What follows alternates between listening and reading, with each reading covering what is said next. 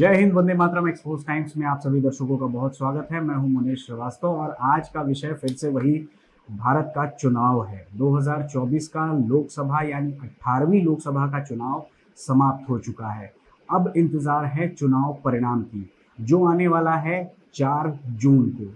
इसके पहले exit poll ने भूचाल मचा दिया है। जहां इंडी गठबंधन ये दावा कर रहा था और लगातार दावा कर रहा था कि वो भारतीय जनता पार्टी को और मोदी को पटकनी देगा, लेकिन एग्जिट पोल ये बता रहा है कि इंडी गठबंधन पूरी तरीके से हार चुका है। और इसके आगे भी बढ़ जाए अगर हम, तो इंडी गठबंधन यानी कांग्रेस के साथ जो गठबंधन में लोग हैं, उन्होंने एग्जिट पोल को, चुनाव आयोग को, सबको नकारना शुरू कर दिया है।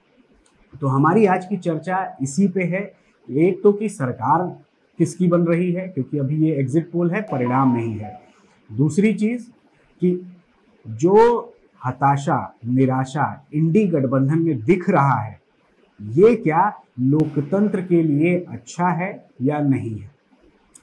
नरेंद्र मोदी ने किस तरह से चुनाव लड़ा है, भारतीय जनता पार्टी ने किस तरह से चुनाव लड़ा है, इस पर हम एक समीक्षा जरूर करेंगे। क्योंकि नरेंद्र मोदी एकमात्र ऐसा चेहरा है जो पूरे विपक्ष पर इतना बुरी तरीके से भारी पड़े हैं कि उनके पास कोई भी जवाबदेही नहीं बचती है। नरेंद्र मोदी ने अपने चुनाव को तब से शुरू किया है जब से वो 2014 में सत्ता में आए। 14 के बाद से वो हर लोकसभा के लिए पहली लोकसभा से ही तैयारी शुरू कर देते हैं और विपक्ष तब निकलता है जब चुनाव की घोषणा हो जाती है। तो इसके लिए हमारे साथ हैं हमारे राजनीतिक संपादक डॉक्टर अरविंद कुमार सिंह। और 18वीं लोकसभा में प्रधानमंत्री कौन बनने जा रहा है, ये हमें पता चलेगा 4 जून को। लेकिन उससे पहले आप सभी दर्शकों से हमारा अनुरोध है कि हमारे चैनल को सब्सक्राइब कर लें, बेल आइकन प्रेस कर लें, ताकि हर नोटिफिकेशन आप तक पहुंचता रहे। लाइक करें, कमेंट जरूर करें, ताकि हमें ये पता चले कि आप क्या चाहते हैं और आपकी क्या विचारधारा है। साथ ही यदि आप हमें आर्थिक सहयोग करना चाहते हैं, जो कि हमें ज़रूरत है, तो आप हमें इस QR कोड पे सहयोग दे सकते हैं और इस वीडियो को ज़्यादा से ज़्यादा लोगों तक पहुंचाएं। तो आइए बात करते हैं अरविंद सिंह से और जानते हैं कि ये चुनाव, ये जो 1.5-2 महीने का ये जो चुनाव का प्रक्रिया चली है, इसका क्या अब परिणाम आने वाला है। सर बहुत बहुत स्वागत है। नमस्कार मुनेश जी, और सभी दर्शकों को भी नमस्कार। सर चुनाव खत्म हो गया है, 1 जून को लास्ट वोटिंग हो गई। 7 चरणों का ये चुनाव और 543 सीटों पे लोगों ने अपने मत को कैद कर दिया है। तो पहला सवाल तो यही है कि सरकार किसकी बन रही है, यही उठ रहा है। और एग्जिट पोल ने भी एक इशारा ऐसा कर दिया है कि विपक्षियों की नींद उड़ी हुई है। लेकिन सवाल ये है कि विपक्षी जो एग्जिट पोल बता रहा है, जितने भी मीडिया हाउसेस के एग्जिट पोल बता रहे हैं, उसमें एक चीज विपक्ष ने ये सवाल खड़ा कर दिया है कि ये गोदी मीडिया का एग्जिट पोल है। इस पे आप क्या कहेंगे? मनोज जी, सबसे पहली बात कि एग्जिट पोल जो है वो इस चुनाव का अनुमान है, ऑथेंटिक परिणाम नहीं है। तो 4 जून तक तो रुकना ही पड़ेगा। लेकिन कुछ ऐसी चीजें हैं जो मैं इस संदर्भ में कहना चाहूंगा और सभी जनों को थोड़ा सा उसके ऊपर विचार भी करना चाहिए जो मैं कह रहा हूं। लेकिन अगर ये अनुमानित चुनाव परिणाम भी है और सैंपलिंग शायद छोटी हो चाहे बड़ी हो, इतने लोगों के द्वारा तो यही बताया जा रहा है कि बीजेपी की वापसी हो रही है तीसरे टर्म पे। लेकिन कुछ बातें हैं जो समझने वाली हैं और वो बातें तार्किक हैं। हम जब तार्किक आधार पे अपने किसी विषय को लेकर चलते हैं तो शायद हम उस वास्तविक परिणाम तक पहुंचने का प्रयास अपना सही मानते हैं, क्योंकि उसके पीछे हमारा तर्क खड़ा होता है।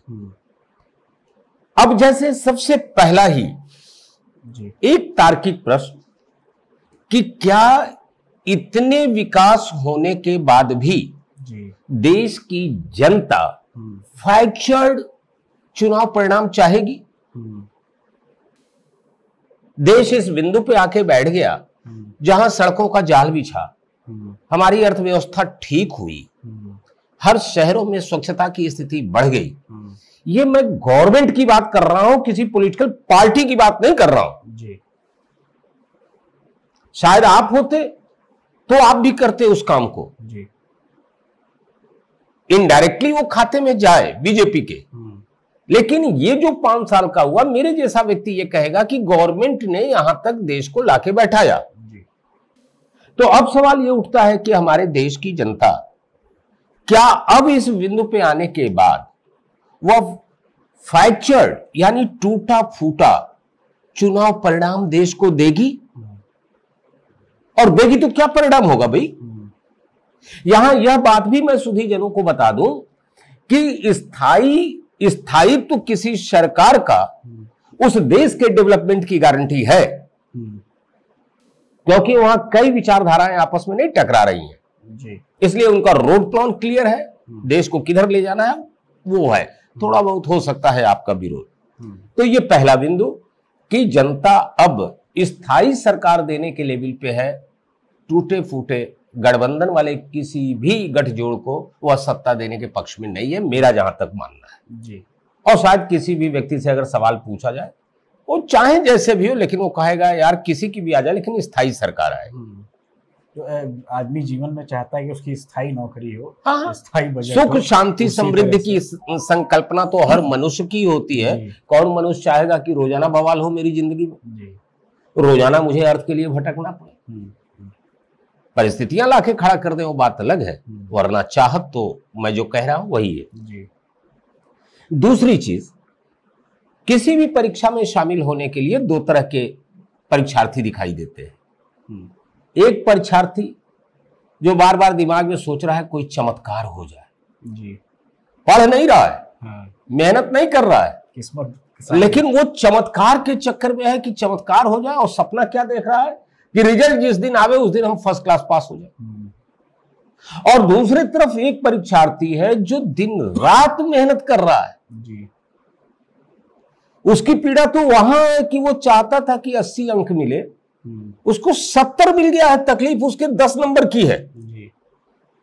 और यहां टोटल का टोटल किस्मत से मिल जाए मेरे लिए तो ये ज्यादा फायदेमंद है जी। तो इस 2 तरह के परीक्षार्थियों को मैं समझाना चाहूंगा, अगर उसे आप पॉलिटिकल वे में समझना चाहते हैं कि 100% मेहनत किए गए कार्य किए जा रहे हैं उसका रिजल्ट 0% नहीं होगा।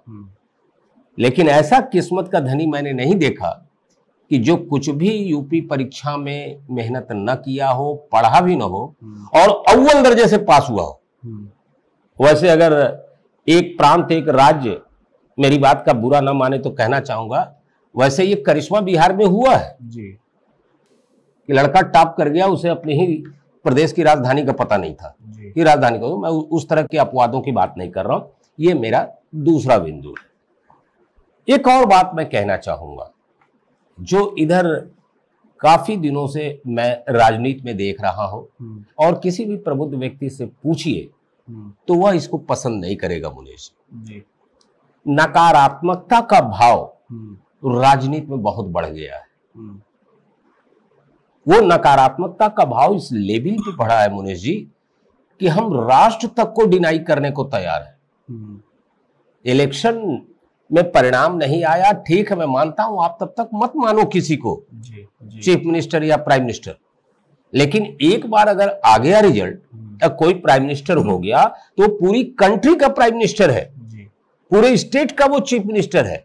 और ऐसे में इस तरह की भाषाएं बोलना उस प्रधानमंत्री के लिए, चीफ मिनिस्टर के लिए, फिर उधर से जो कुछ भी आदेश होगा हम मानेंगे नहीं, ये तो हमें उस समय की याद दिला रहा है जबकि तमाम सूबे हुआ करते थे और कोई सूबा स्वतंत्र होने की उद्घोषणा सल्तनत के खिलाफ करे। तो जाहिर सी बात है फिर ऐसे सूबे को छोड़ा नहीं जा सकता। और उसके बाद जैसे पुराने जमाने में होता था, थोड़ा रूप बदला हुआ है, धारा 356 लगाना पड़ेगा और राष्ट्रपति शासन लगा के ऐसे सूबों से निपटना भी पड़ेगा। आवश्यकता आ जाएगी तो क्या गलतफहमी नहीं पालना चाहिए, कोई भी केंद्र में बैठी हुई सरकार फिर उस अंतिम परिणाम को लागू नहीं भी करना चाहती है तो आके करेगी। एक और चीज, नकारात्मकता के बाद एक दूसरी चीज जो मैं कह रहा हूं जो बड़ी दिलचस्प है, विरोध का तरीका बड़ा भोला हो गया है।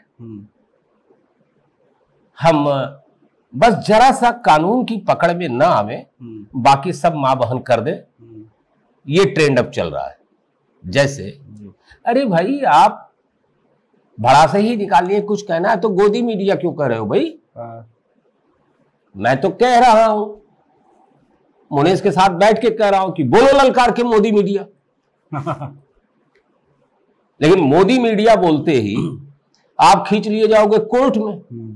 तो राहुल गांधी ने क्षमा नहीं मांगा क्या सुधी जमा? जरा सब पता कीजिएगा। बोले तो थे नाम लेके, बोले थे ना। केजरीवाल जी कितने लोगों से क्षमा मांगे हैं उसकी फहरिस्त में बताऊं क्या? तो फिर वही बात है कि मैं सती सावित्री भी अपने को दिखना चाहूं और चाहूं कि मेरा आंचल भी ढल जाए थोड़ा। यानी कि आधा प्रदर्शन और आधा छिपाओ, ये अच्छी बात नहीं है। बोलना है खुल्लम खुल्ला बोलो, कौन मना कर रहा है। लेकिन वहां दिक्कत आपकी ये हो जाएगी कि फिर आप अपनी भड़ास निकाल नहीं पाओगे, तर्क से बात करनी पड़ेगी और वो तर्क आपके पास है नहीं। कैसे आप साबित करोगे किसी चीज को मोदी का ही नाम लेके कि साहब उन्होंने खरीद लिया है? और मुझे याद आता है एक प्रकरण, बड़ा दिलचस्प प्रकरण। किसी बीजेपी के साथी ने ही कहा कि अगर नरेंद्र मोदी ने मीडिया को खरीद लिया है तो हिंदुस्तान के अंदर सर्वाधिक पैसा जो है कांग्रेस के पास है, कांग्रेस ने क्यों नहीं खरीद लिया सारी मीडिया को? वही मैं कहना चाह रहा था कि आपने क्यों नहीं खरीदा? आपने क्यों नहीं खरीद लिया?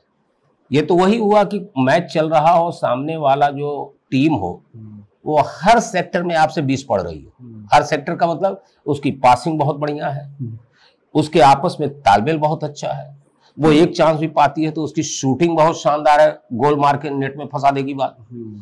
तो फिर आप उस टीम को गरिया के क्या करोगे? रिजल्ट तो उसी के फेवर में जा रहा है, गरियाने से तो रिजल्ट उलटने वाला नहीं। और यही कमोबेश मुझको दिखाई दे रहा है।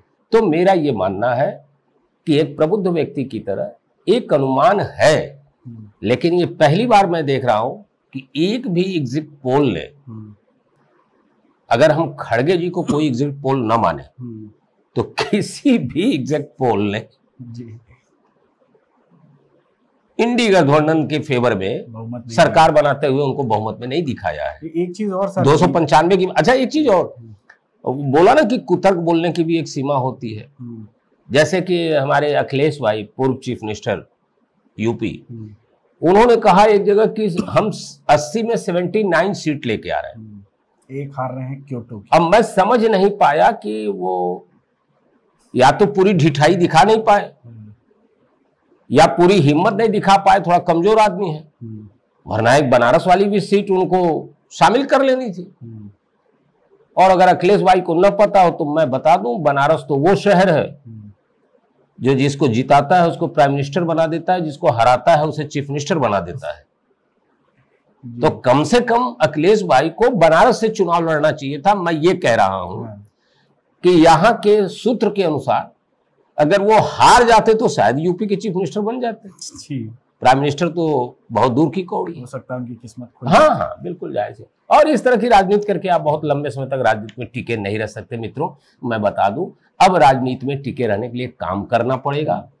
अब आपको जनता के करीब जाना पड़ेगा। और जमाने लग गए जब गुंडई, दबंगई और पैसा, दारू और तमाम चीजें जो पार्ट हुआ करता था चुनाव का, यह कंडा करके आप चुनाव में ऊपर जाते थे। अब साहब इतने ज्यादा इलेक्ट्रॉनिक कैमरों के मुंह खुले हुए हैं कि आप साहब छींक भी लोगे तो पूरा देश जान जाएगा। सोशल मीडिया और डिजिटल मीडिया इतना हावी है कि आप कहीं से छुप नहीं सकते। अच्छा वो कंफ्यूज भी कर रहा है और बता भी रहा है, दोनों काम कर रहा है। वो तो ऐसा दोनों तरफ से चल रहा है, दोनों तरफ से चल रहा है। जो एग्जिट पोल नहीं, मैं ये जानना चाह रहा था सर कि इंडियन मीडिया में बहुत सारे ऐसे चैनल हैं जो प्रो कांग्रेसी हैं। उन्होंने भी आपको बहुमत नहीं दिया है। तो ये आप इस पे भी आप बड़ा कलेजे पे पत्थर रख के उनको बताना पड़ा है। और यही नहीं सर, जो प्रो कांग्रेसी हैं चैनल हैं वो और चैनलों से ज्यादा आपको सीट, बीजेपी को सीट दे रहे हैं, एनडीए को सीट। बिल्कुल बिल्कुल। तो ये एक भाई खड़गे साहब की जो अंदर की आकांक्षा है वो तो बोल दिए जी 295। और इसको समझिए, दोनों वर्जन में फर्क है। आप ये कह रहे हैं कि मेरी इतनी आ रही है, बीजेपी कह रही है हम इतने पे जा रहे हैं। जैसे उनका एक गोल है, टारगेट है, आईएएस पीसीएस का एग्जाम देने वाला लड़का अपना टारगेट रखता है, यूपी बोर्ड का एग्जाम देने वाला टारगेट रखता है कि साहब 90%, 80%। तो ठीक है। और कमाल की बात तो और भी है कि विपक्ष ने जब तक कैंपेनिंग चला कभी अपनी सीट नहीं बताया और मोदी की सीट बताते रहे। और जब अब रिजल्ट आना है 4 जून को तो अपना बताने लगे 295।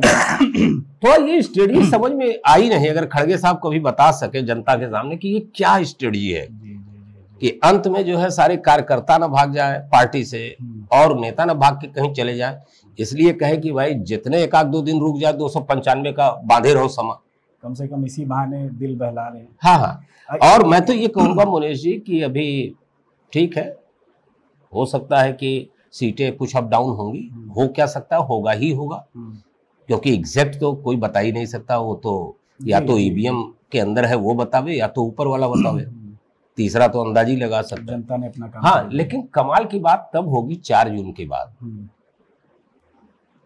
और देखिएगा ये इतने कुशल बौद्धिक कौशल वाले हैं, ऐसे ऐसे रीजन लेके आएंगे हार के कि वर्ल्ड कप में हारने के बाद इंडियन क्रिकेट टीम भी मंथन करके वो रीजन नहीं बताई होगी जितना ये विपक्षी पार्टी बताएंगे। इसमें 3-4 तो है कि ईवीएम, चुनाव आयोग, हाँ, उसके बाद अंत में जनता पे ही ठीकरा फोड़ देगी कि जनता बेवकूफ है। और हाँ नहीं, जनता तो हमेशा बेवकूफ है जिसको हराती है जी। हाँ, कि वो समझ नहीं पा रही। अब एक चीज और सर, एक चीज में जो जनता को भारतीय जनता पार्टी इस स्तर पे नहीं आती है कि वो जनता को बेवकूफ बताने लगे। लोकतंत्र का जो परिणाम आता है उसको वो स्वीकार करती हुई दिखी है। मैंने अपनी इस पत्रकारिता में नहीं सुना कि भाजपा ने कहा कि हाँ जनता बेवकूफ है, गलत लोगों को यस। लेकिन कांग्रेस एक भी सीट हार जाती है तो जनता के ऊपर दोष, ईवीएम के ऊपर दोष, चुनाव आयोग। इस बार मैंने सुना, अभी डिबेट में सुन रहा था कि चुनाव आयोग कंप्रोमाइज हो गया है। हम आपसे एक सवाल खाली कर रहे हैं और ये हमारे मन की स्वाभाविक वो भावना है जी कि वायनाड और रायबरेली जी, इसमें जैसा कि एग्जिट पोल बता रहे हैं राहुल जी चुनाव जीतने जा रहे हैं और अच्छे मार्जिन से। तो कुछ भी कहने के पहले कांग्रेस पार्टी को सोचना पड़ेगा कि क्या पूरे देश में इन्हीं 2 सीटों पे ईवीएम ठीक था जी, इन्हीं 2 सीटों पे जो है जो जनता जो है वो सर्वाधिक कांग्रेस को समझने वाली है। हाँ। ये बोलने के पहले सोच लेंगे, नहीं तो ऐसा ना हो कि राहुल गांधी को ही ये छीछा लेदर कर दे, उतनी मेहनत को दाग लगा देंगे। ये होगा। देखिए एक चीज आपको मैं बता दूं, राजनीतिक नेताओं का हृदय परिवर्तन होने में बहुत समय लगता है, क्योंकि वो ढिठाई के साथ, ढिठाई शब्द इसलिए मैं कह रहा हूं कि जो व्यक्ति वास्तविकता और तर्क को स्वीकार ही ना करे, अपनी ही जोते जाए, इसको ढिठाई बोलते हैं। उसी प्रकार एक लंबे समय तक देश के अंदर, देश की आजादी में अपना रोल अदा करने के कारण शुरुआती दौर में लोग कांग्रेस से जुड़े जी। और अभी भी बहुत से ऐसे सेक्टर्स हैं, मैं एकदम सच्चाई से बोल रहा हूं सुधीजनों, इसमें आप कुछ भी कयास नहीं लगा सकते। अभी भी कुछ ऐसे सेक्टर हैं जो सब कुछ के बावजूद वो कांग्रेस पार्टी के साथ खड़े। यहाँ एक चीज की गलतफहमी नहीं पालेंगे सुधीजनों कि वो व्यक्ति विशेष के साथ खड़े, वो कांग्रेस पार्टी के साथ खड़े हैं। अब वो कांग्रेस पार्टी का नुमाइंदगा चाहे जितना गड़बड़ हो जो भी हो, लेकिन हाँ भाई हम उसके साथ होंगे। ये ठीक उसी प्रकार है जिस प्रकार इधर विगत 10-1 वर्षों में मोदी की छवि इस लेवल पे पहुंच गई कि कई जगहों पे जनता उस खड़े किए गए बीजेपी के कैंडिडेट को पसंद नहीं करती जो खड़ा किया गया है, लेकिन उसके बावजूद वो कह रही है कि यार हमको तो वोट देना है और मोदी को जिताना है क्योंकि काम हो रहा है। हाँ, तो वही हाल कांग्रेस नहीं, कांग्रेस की तो बात दूसरी है, काम हो रहा है इसलिए उनको वोट नहीं मिल रहा है। आप मिक्स मत कीजिए उसको, वो एक पुराना प्रेम है। नहीं, जैसे आपने बीजेपी का उदाहरण दिया कि जो कैंडिडेट है, बहुत सारे ऐसे सीट है जहां कैंडिडेट किसी को नहीं पसंद है हाँ, उस क्षेत्र की, लेकिन जनता मोदी जी के लिए मजबूर है कि हमें इन्हीं को जिताना है। और उसमें भी यहाँ भी थोड़ा सा स्लाइडली मैं ये कह दूं कि मोदी जी भी नहीं, दरअसल वो राष्ट्रीय परिप्रेक्ष्य में देख रहा है कि ये बंदा हमारे लिए क्या राष्ट्र के लिए क्या कर रहा है, इसलिए वो जुड़ा है। मोदी जी अगर राष्ट्र के बरखिलाफ कार्य करने लगेंगे, तमाम चीजें आने लगेंगी, तो कितने दिन पॉपुलरिटी उनकी बची रह जाएगी। सर अगला सवाल भी इसी मुद्दे पे है। दो चीजें जो 10 साल में परिवर्तन हमने देखी है, एक तो राष्ट्रीय सुरक्षा, जिसमें हम 2010 के पहले चले जाएं तो आतंकवादी घटनाओं की एक लंबी फहरिस्त है, और वहीं 2010 के बाद आए तो कश्मीर अगर हम छोड़ दें तो भारत में कोई ऐसा बम ब्लास्ट, कोई ऐसी आतंकवादी घटना नहीं हुई है जिससे जनता को ये लगे कि हम असुरक्षित हैं। उसके साथ दूसरी सबसे बड़ी चीज जो सनातन को लेके लोगों में जागरूकता आई है, और भारत जो कि मूल रूप से सनातन धर्मियों का देश रहा है, उस चीज की जागृति आई है। ये मोदी जी का कहिए या एक 2014 के बाद ये परिवर्तन कहिए, इसको आप कैसे देखते हैं? पहला तो सर सुरक्षा वाले विषय पे आप जरूर बताइएगा। देखिए मोनेश जी, एक चीज तो औषधिजनों आप भी जान ले, मेरी अपनी खुद की मान्यता है कि अगर चूज करने की बात आ जाएगी तो मेरी फैमिली प्रथम नंबर पे नहीं है, मेरा समाज प्रथम नंबर पे नहीं है, मेरा अपना खुद का वजूद प्रथम स्थान पे नहीं है, राष्ट्र हमेशा प्रथम स्थान पे है। गलतफहमी का शिकार नहीं होना चाहिए हिंदुस्तान के अंदर रहने वाले किसी भी व्यक्ति। और ये सर 140 करोड़ जनता की सोच। हाँ, मैं वही कह रहा हूं। और ऐसे में उस लेवल तक जनता के अंदर वह प्रबुद्धता जगाने के लिए एक अहम भूमिका निभाता है पॉलिटिकल पार्टी। पॉलिटिकल पार्टी को देख के जनता भी अपनी मनःदशा और विचारधारा को बनाती है और बदलती है। मुझे ये कहने में कोई गुरेज नहीं है कि राष्ट्रीय सुरक्षा की एक ऐसी सीमा रेखा है जहां जाके कोई भी मंतव्य अपना पूरा कर रहा हो, लेकिन वहां ब्रेक लग जाएगी विपक्षी पार्टी की भी और सत्ता पक्ष की भी। लेकिन उसके बाद की जो फील्ड है या क्षेत्र है, उसमें चालाकियां चलती हैं। चालाकियां किस सेंस में? अपने पॉलिटिकल गेनिंग के लिए हर व्यक्ति उसका इस्तेमाल करता है। वह इस्तेमाल करना डायरेक्टली भी हो सकता है और इनडायरेक्टली भी हो सकता है। जैसे उदाहरण के तौर पे बीजेपी ने कभी नहीं कहा कि राम जन्मभूमि का मसला मेरा पॉलिटिकल मसला है। एक बयान आप उठा के देख लीजिए, कभी नहीं कहा।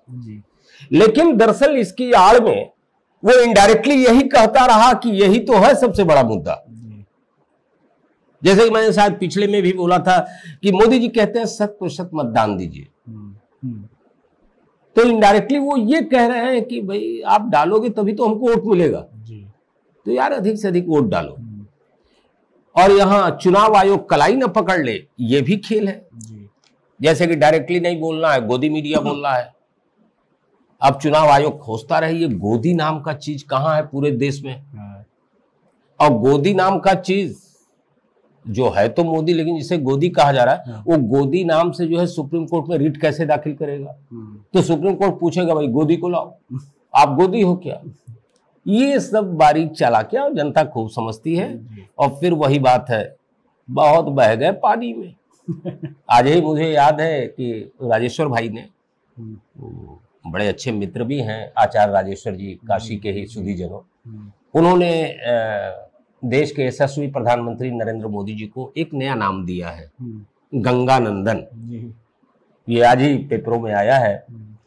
और शायद आचार्य जी के पास ये नाम देने के पीछे यही तर्क रहा होगा कि प्रधानमंत्री नरेंद्र मोदी जी ने जितना काशी के लिए किया और अपना भाव पक्ष वो गंगा से जोड़ के रहे, तो ऐसे बंदे को अगर गंगानंदन बोला जा रहा है तो क्या हो।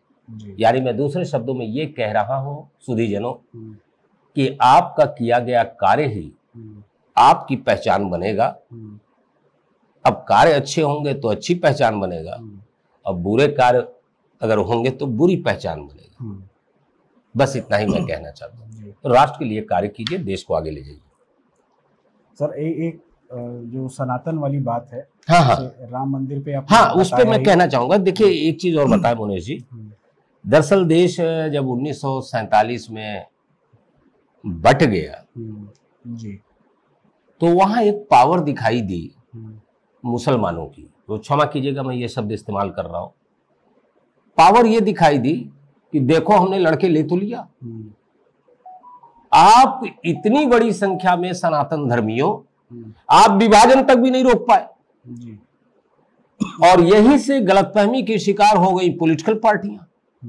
ओ, अगर कोई देश का बंटवारा कर सकता है तो कितनी बड़ी पावर है, तो कुछ भी और यहीं से तुष्टीकरण प्रारंभ हो गया और कांग्रेस सबसे ज्यादा इसके भ्रम के शिकार में रही। वो सही एनालिसिस की। हाँ, यस, लंबे समय तक वो मुसलमानों को लेके अभी भी उसका भ्रम जाल नहीं टूट रहा है। जी, जी। 10 सालों से मोदी की सरकार होने के बाद भी वो समझ नहीं पा रहा है कि जिसको हम सत्ता के ताले को खोलने की चाबी समझते थे, वो मुसलमान वोटर कहां गए पूरे हिंदुस्तान में? बताइए, एक केरल को अगर छोड़ दिया जाए या बंगाल को या फिर हैदराबाद को, तो कहां? कहने का मतलब ये हुआ कि अब आने वाले वक्त में ये बंद हो जाएगा मुनेश जी। और इसके बंद होने के भी पीछे, जैसे कि इस देश को अगर सुरक्षित रखना है, या दूसरे शब्दों में बुरा मत मानिएगा, अगर मुसलमान इस देश में सुरक्षित हैं तो बहुसंख्यकों के चलते सुरक्षित हैं जी।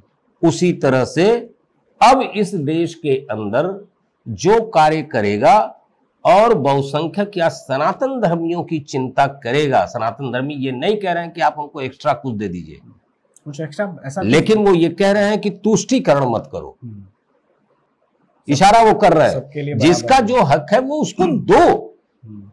और यही कारण है कि नरेंद्र मोदी के प्रति दक्षिण से लेकर उत्तर तक जो भाव दिखाई दे रहा है, उसके पीछे ये है कि वो ये विश्वास बैठाने में सफल हो गए हैं कि साहब हम किसी को अलग से कुछ वीआईपी ट्रीटमेंट नहीं देंगे, लेकिन जिसका जो हक है वो देंगे। और इस बात को सबसे अच्छे ढंग से अगर किसी ने समझाया है तो योगी आदित्य जी ने यूपी में समझाया है। वो भ्रम का आईना ही तोड़ दिया कि भैया जो बोलेगा और ठुकेगा, अगर बरखिलाफ गया वो प्रदेश के, बरखिलाफ गया जनता के, बरखिलाफ गया वो पूरे मानवता के, तो साहब ठुकना ही है उसको। और इसलिए मैं ठोकूंगा कि मैं आध्यात्मिक व्यक्ति हूं, सांसारिक नहीं हूं, शासन चला रहा हूं, फिर भी मेरी दिनचर्या में मेरा मैक्सिमम समय अध्यात्म के लिए है, न कि सांसारिकता के लिए। और मेरा अपना ये मानना है कि आध्यात्मिक व्यक्ति ही कठोर निर्णय ले सकता है। और इसका सबसे बड़ा उदाहरण, जब अर्जुन के हाथ से गांडीव छूटा था कुरुक्षेत्र में, तो कृष्ण को लगा था कि सांसारिक व्यक्ति के रूप में तो एक छोटे से अदने से जानवर को भी ये नहीं मार सकता जी। इस हद तक मनोबल गिरा था। और आप सोचिए कि कृष्ण कितने बड़े मोटिवेटर थे कि अर्जुन जैसे व्यक्ति को मोटिवेट करते हैं, पूरी महाभारत 18 दिन में समाप्त करा देते हैं। इसलिए मेरा यह मानना है कि जितने भी लीडरशिप की तमन्ना रखने वाले देश के नेता हैं, एक किताब का पता दे रहा हूं, पढ़ो और समझ गए तो तुमसे ऊपर दुनिया का कोई लीडर नहीं होगा। और लीडरशिप की सबसे ज्वलंत पुस्तक, सबसे महत्वपूर्ण पुस्तक अगर कोई है तो वो गीता है। Gita is not a religious book, Gita leadership की बुक है। गीता इंसान के मनोविज्ञान की दुनिया की सबसे सर्वोत्तम पुस्तक है। और गीता सांसारिकता से निकल के अध्यात्म में कैसे प्रवेश किया जाए उसका रास्ता दिखाने वाली पुस्तक है। इसलिए गीता पढ़नी चाहिए। मैं नहीं जानता कि हमारे प्राइम मिनिस्टर साहब के दिमाग में क्या चलता है, लेकिन मुझे जहां तक जानकारी है दुनिया के विभिन्न राष्ट्राध्यक्षों को वो गीता ही देते हैं। मैं भी सजेस्ट कर रहा हूं पॉलिटिकल पार्टी वालों, अब तो चुनाव का परिणाम आ जाएगा, थोड़ा चिंतन का वक्त होगा, आपस में बैठ के चिंतन करने के बजाय थोड़ा गीता पढ़ना। और गीता का एक चीज और वो सोच रहे होंगे, बहुत से लोग ऐसे सोच रहे होंगे कि भाई गीता में क्या है, वो मौर्य जी तो खैर बड़ा मुश्किल है, क्या है वो उनकी गीता में जो सबसे महत्वपूर्ण बात कृष्ण ने कही, मैं सुधीजनों आपसे भी कहना चाहूंगा, पॉलिटिकल पार्टियों से भी कहना चाहूंगा, जो सत्ता पक्ष हो विपक्ष का हो, उसमें सब कुछ समाया हुआ है जी। अर्जुन जब मोहग्रस्त होके पैर हाथ कांपने लगे और सर पे हाथ रख के बैठ गए, तब कृष्ण ने बड़ी मजेदार बात कही थी। और मैं उसी गीता का ये उदाहरण आपके सामने दे रहा हूं कि हे अर्जुन, तू जय में, पराजय में, लाभ में, हानि में, सब में समान दृष्टिकोण से हो जा। तेरे कर्ता होने का भाव ही तेरे समझ दुखों का कारण है जी। एक वाक्य में जो तू ये सोच रहा है कि तू कुछ करेगा, तो तेरे किए तो इस पूरी कायनात में एक पत्ता तक नहीं हिलेगा जी। वो हमारे पे छोड़ देना, तो तू क्या करेगा फिर? अपना कर्म। तो तू यार अगर मैच चल रहा है तो 70 मिनट अपना बेस्ट परफॉर्मेंस देने का प्रयास कर। अब कसौटी पे कस लो, परफॉर्मेंस दिए नहीं हो तो ऊपर वाला कह रहा है यार रिजल्ट भी तो हम देंगे उसी को जिसने कर्म किया है। और वो वाली बात मत जोड़ देना, अल्लाह मेहरबान तो गधा पहलवान। वो जमाने लग गए, बार बार चमत्कार नहीं होता। ये अपवादों की बात है मेरे भाई, कि किसी अमीर घराने में कोई पैदा हुआ और उसने भी अपनी जिंदगी अमीरी में गुजार दी, तो ये अपवाद है। इसके पीछे दूसरा आध्यात्मिक एनालिसिस है कि ऐसा उसके लाइफ में क्यों हो रहा है जी। इसलिए गीता पढ़िए, आपका संताप कम होगा और फिर हो सकता है कि आप बेहतर ढंग से अपने जीवन को संचालित करते हुए राजनीति में देश की सेवा कर सके। जी। हाँ बोलो जी। सर आगे बढ़े तो ये मुझे लगता है ये आखिरी सवाल ही होगा। और हाँ। एक मोदी जी की जो राजनीति है और रणनीति है, इसका एनालिसिस होना बहुत जरूरी है, क्योंकि पूरा विपक्ष, पूरा भारत, पूरी जनता मोदी जी के लिए खड़ी है। विपक्ष भी मोदी जी के लिए खड़ा था। तो क्या आप देखते हैं जो 10 सालों का एक सफर है और ये अब 15 साल तक जाने की उम्मीद में है, जिस तरह की राजनीति नरेंद्र मोदी और अमित शाह मिलकर कर रहे हैं, इस तरह की राजनीति पहले आपने देखी है, नहीं देखी है, ये बताइएगा। और दूसरा, किस लेवल पे जाके काम कर रहे हैं खुद के लिए, और जो देश के लिए कर रहे हैं वो तो देश देख ही रहा है, उस पर आप क्या कहेंगे? हाँ मोनेश जी, इस पूरे सवाल में हिंदुस्तान की राजनीति का सूत्र छिपा हुआ है। और आप इनडायरेक्टली ये पूछ रहे हैं कि अगर सत्ता के शीर्ष पे रहना है तो हमें किस तरह का व्यवहार करना चाहिए।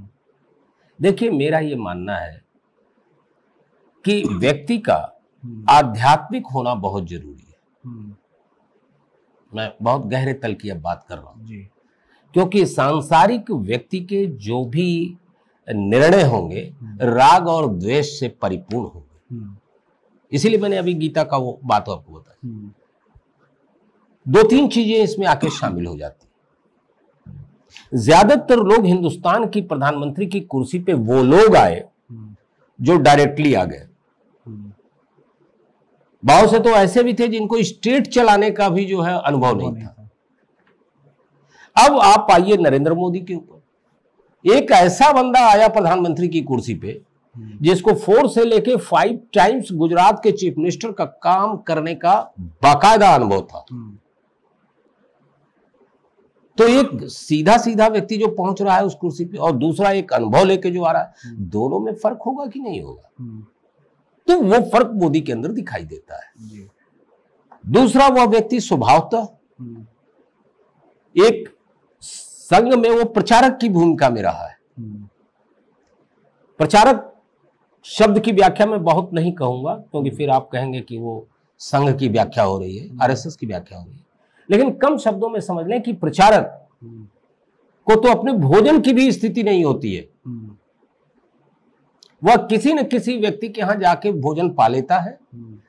और संघ कार्य, कम शब्दों में कहूं, किसी को आपत्ति नहीं होनी चाहिए, संघ कार्य का मतलब है राष्ट्र का कार्य। उसमें वो अपनी जिंदगी को खपा देता है। और बहुत से संघ प्रचारक ऐसे भी हैं जिन्होंने संघ प्रचार के लिए, राष्ट्र के कार्य के लिए विवाह तक नहीं किया। अब आप जो तंज कसना है कस लीजिए ऐसे लोगों पे। और ऐसे ऐसे संघ प्रचारक हैं जिनकी संघ कार्यालय में फोटो तक नहीं लगी, वो मर के चले गए दुनिया से। कितनों की केरला में हत्या हुई, कितनों की नॉर्थ ईस्ट में हत्या हुई। बंगाल सबसे बड़ा उदाहरण है। बंगाल उसका उदाहरण है। आप कहेंगे मैं कहना क्या चाह रहा हूं, दरअसल वो अपने लक्ष्य के प्रति इतने ज्यादा समर्पित हैं कि उनका लक्ष्य जो है, उसका उद्देश्य जो है, उनकी जान के आगे बौनी है। तो राष्ट्र को तो ऐसा ही आदमी चाहिए। ये दूसरा बिंदु है जो नरेंद्र मोदी के पास है, जो बाकी के पास नहीं।